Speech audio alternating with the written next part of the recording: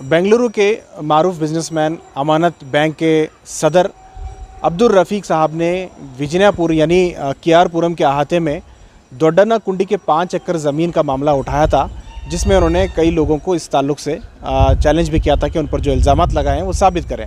इस सिलसिले में हम लोग यहाँ पहुँचे हैं केआरपुरम इलाके में, जो विजयपुर इलाका कहा जाता है। यहाँ पे जामा मस्जिद के सदर साहब भी हैं और यहाँ के बेंगलुरु रूरल के वाइस प्रेसिडेंट अकरम, जिनका नाम रफ़ीक साहब ने लिया था, उन्होंने आज हमें बुलाया है क्लेरिफिकेशन देने के लिए जो इल्ज़ामात जो एलिगेशंस जो है रफ़ीक साहब ने लगाए हैं। सर, आप वाइस प्रेसिडेंट हैं रूरल के और 5 एकड़ दोड्डना कुंडी की जो ज़मीन है जो कब्रिस्तान के लिए गवर्नमेंट ने दी है, इस ज़मीन की हिफाजत नहीं की गई है। वहाँ पर इलीगल कंस्ट्रक्शन हो रहे हैं और कूड़ा करकट यानी गार्बेज इतने बड़े पैमाने पे जमा हो गया है कि करोड़ों रुपए लग सकते हैं उसे खाली कराने में। तो ये सारे चीज़ें आपके रहते हुए कैसे मुमकिन हुआ? देखो, ये आके 22 साल का हिस्सा है। अभी हम लोग पूरा नया आके हैं और जब भी ये लोगों के बीच में अभी कल आप ही के न्यूज़ में बोले कि 22 साल से ये अलॉटमेंट हुआ है, कुछ भी नहीं किए वक्फ बोर्ड वाले बोल के, जबकि इनको मालूम था कि अब्दुल रफ़ीक साहब को मालूम था कि 22 साल से ये ज़मीन आके इन्हीं के कब्ज़े में थी। रफ़ीक साहब उनके क्या सबूत है आपके पास? अभी जब यही बोल रहे हैं ना, हम लोगों को मालूम था बोल के, आपको मालूम नहीं था, वक्फ बोर्ड वालों को मालूम नहीं था, किधर है बोल के प्रॉपर्टी मालूम नहीं था, मेरे को मालूम है बोल के वही बोल रहे हैं ना। हम लोगों को नहीं मालूम था, आप ही को मालूम था। जब आपको मालूम था, जब ये वक्फ बोर्ड की प्रॉपर्टी बोल के आपको आदमी लोग कब्रिस्तान बोल रहे हैं, आप दफनाए क्यों नहीं उधर जाके आदमी लोगों को? ये बात ठीक है आपकी, लेकिन इसे साबित नहीं हो रहा कि कब्जा उनका था। कब्जा होने के लिए कुछ तो डॉक्यूमेंट हो, कुछ उनका कंस्ट्रक्शन हो। अभी देखो, एक डॉक्यूमेंट का यही इल्ज़ाम है कि आप यहाँ गाँव में लोगों को भड़का रहे हैं कि उनके कब्जे में था और वो कब्ज़ा करना चाहते हैं, इस तरह के उनके नाम को बदनाम करने की कोशिश। नहीं, हम लोग किसी के बदनाम करने की ज़रूरत नहीं है। देखो, ये आके अर्रहीम ट्रस्ट चैरिटेबल ट्रस्ट का उनका लेटर है। ये लोग क्या किए हैं, 2022 में आके मिनिस्टर को एक लेटर लिखे कि हम लोगों को ये ज़मीन 5 एकड़ जो है मैनेजमेंट और मेंटेनेंस को दो बोल के, ये आके मिनिस्टर को लेटर लिखे। क्या बोल के, हमारे को डीसी से लिख के दो बोल के। आप आके डायरेक्ट वक्फ बोर्ड को नहीं पूछे, आप ज़मीन वक्त की जब होते हुए आप वक्त को नहीं पूछे, आप पूछे मिनिस्टर को और डीसी से डायरेक्ट आपके नाम पे करा लेने के लिए आप गए हैं। तो इसका मतलब ही इनका इंटेंशन यही होता है कि वो ज़मीन आके अपने कब्ज़े में जो है हम लोग करवा लें। लेकिन उसमें उन्होंने लीज का जिक्र नहीं किया है। और दूसरा ये कि मैनेजमेंट पूछा, कब्रिस्तान का मैनेजमेंट नहीं, सिर्फ मैनेजमेंट ज़मीन। कब्रिस्तान मैनेजमेंट बोल के किधर भी नहीं है, सिर्फ मैनेजमेंट और मेंटेनेंस ज़मीन का ऐसा पूछे हैं। सिर्फ इसमें लेटर में है, इन्हीं के लेटर में मेंटेनेंस के लिए पूछे हैं और मैनेजमेंट के लिए पूछे हैं। जब मैनेजमेंट के लिए पूछे, आप दफनाए क्यों नहीं उधर? आप पहले दफनाना था ना 10 आदमी को, उधर मरने वालों को। कोरोना में कितने आदमी नहीं मरे, क्यों ना दफनाए उधर जाके? ये दफनाए नहीं, क्योंकि दफनाए सेफ रखे थे जगह, क्योंकि ये स्क्वायर फीट आके 20,000 रुपये है उधर। 400 करोड़ की ज़मीन है वो, ये 200 करोड़ बोल रहे हैं, 400 करोड़ की ज़मीन है वो। ये जानबूझ के उनके कब्जे में रखे थे, ये छुपा के। जब वक्फ बोर्ड के नॉलेज में आया ये ज़मीन है बोल के, तो क्या किया, वक्फ बोर्ड में पूरा डॉक्यूमेंट जो है ये लोग डाले कि देखो 19 का है, 2019 से वक्फ बोर्ड के नॉलेज में आया है। जब से ये लोग आके तहसीलदार के पीछे घूम रहे हैं, डीसी के पीछे बोल रहे हैं, फोड़ी करा के इसको अलग बना के सर्वे इसके कंपाउंड डाल के दीजिए बोल के। ये आप भी वक्फ बोर्ड के वाइस प्रेसिडेंट हैं कि एक बार जब वक्फ में प्रॉपर्टी आ जाती है तो बेचने का कोई सवाल ही नहीं उठता, बेचने का सवाल ही नहीं है। तो फिर कैसे कब्जा मुमकिन है? सिर्फ मेंटेन कर सकते हैं कोई भी। ये आके उधर जो है बीबीएमपी जो है वो गार्बेज के एरिया क्लीन कराने के लिए बनाए थे।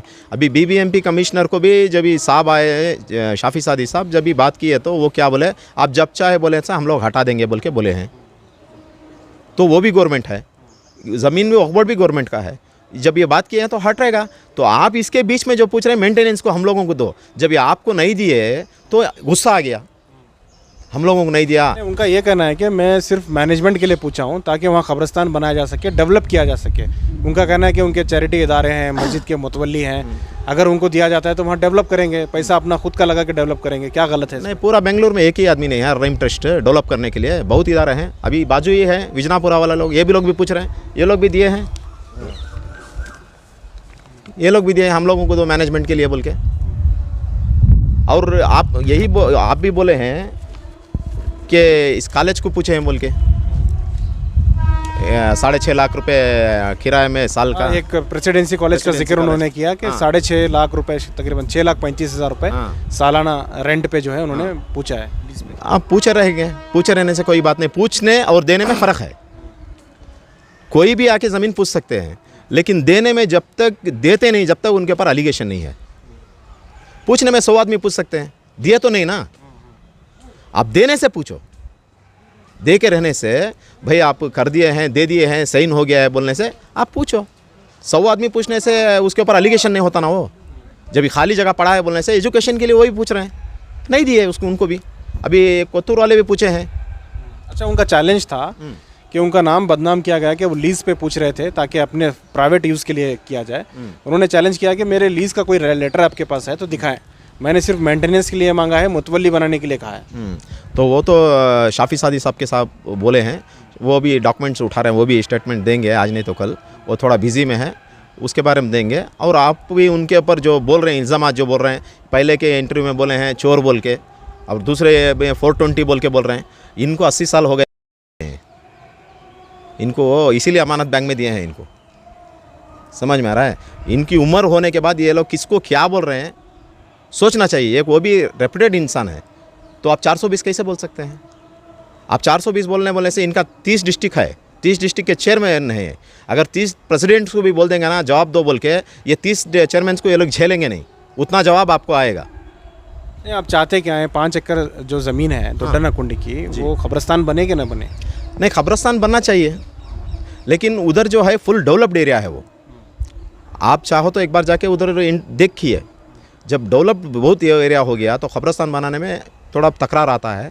तो फिर भी अगर वैसा होगा तो रफ़ीक साहब बोल रहे हैं गाड़ेंगे बोल के, एक 10 आदमी गाड़ने दो, उसके बाद उन्हीं को दे देंगे मेंटेनेंस के लिए, पहले गाड़ो। तो आपका कहना है कि इतना आसान नहीं कब्रिस्तान बनाना? हाँ, नहीं है, क्योंकि डेवलप्ड एरिया है, IT कंपनी है, बाजू IT सेक्टर है पूरा, ऐसा है। तो आप 10 आदमी को गाड़ो, आप पूछो भाई मैं दफनाया हूँ, मैं इसका ये भी सोचने वाली बात है, जब गवर्नमेंट खुद आपको कब्रिस्तान के लिए दी है ज़मीन, लीगल आप सही हैं, तो कोई कैसे रोक सकता है? देखिए, जब भी 20 साल पहले जो दिए थे, जब भी आके डेवलप नहीं था कुछ भी, कोई भी नहीं जानता था दोड्डना कुंडी क्या है बोल के। लेकिन अभी जो है IT सेक्टर का नंबर 1 एरिया है। आस-पास जो है पूरा अपार्टमेंट्स है, IT सेक्टर है, और उसके बीच में है जगह, उसकी कीमत है पर स्क्वायर फीट 20,000 रुपीज़, ऐसी है। तो इसका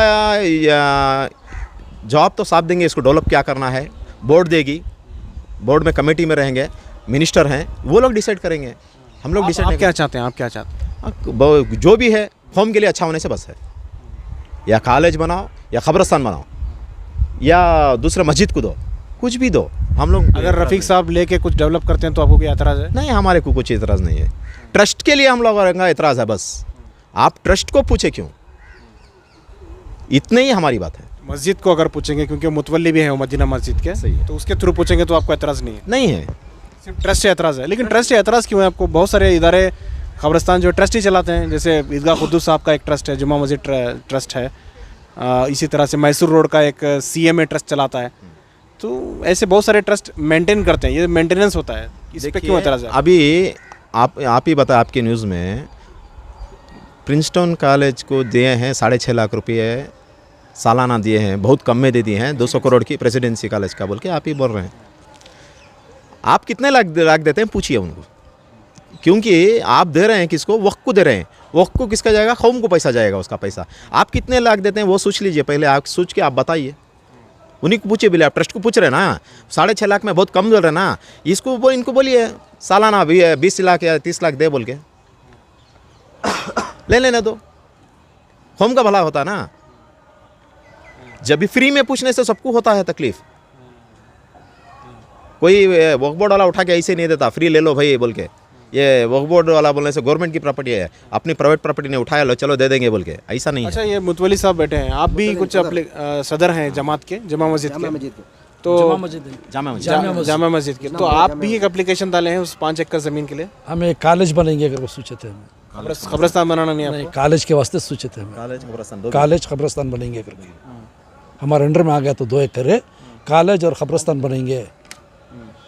क्यों बोले तो फिल वक्त कब्रिस्तान नहीं बना सकते, वहाँ डेवलपिंग एरिया वो, ऐसा सोचे थे। और हमारे को बहुत नज़दीक पड़ती है विजनापुरा को, एक 3 किलोमीटर भी नहीं होती है।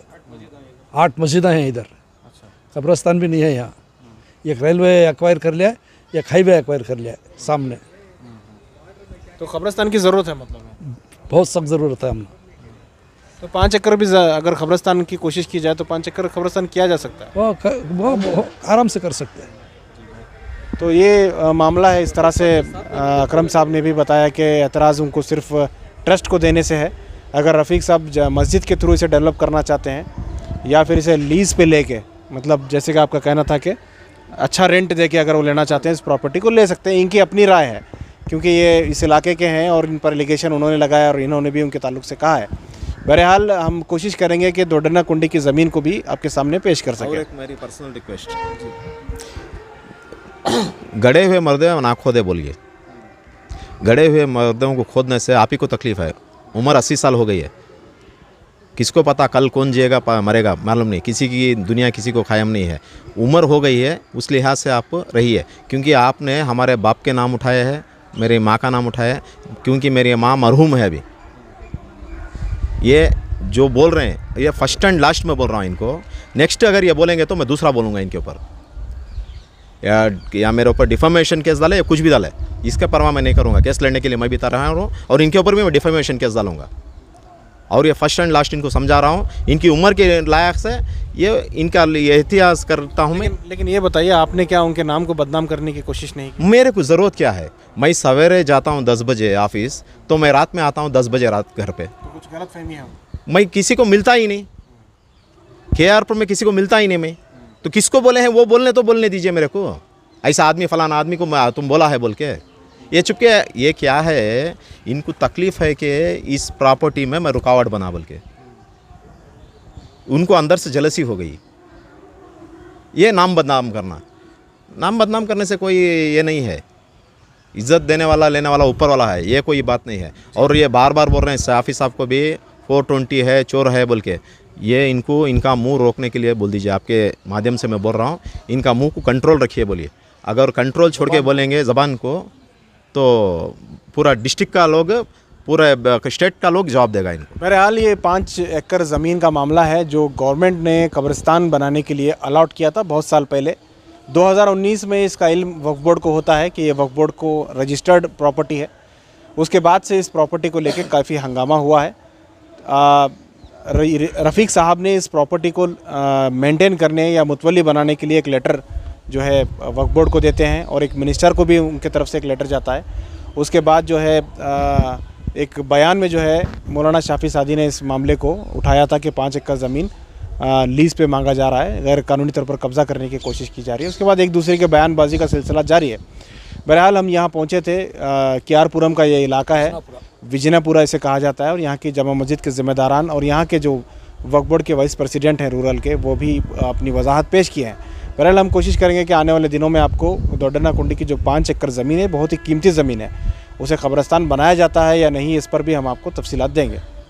आपसे गुजारिश है कि इस तरह के वीडियोस को देखने के लिए सलाम TV इंडिया को सब्सक्राइब करें और इस वीडियो को दूसरों तक ज़रूर पहुंचाएं।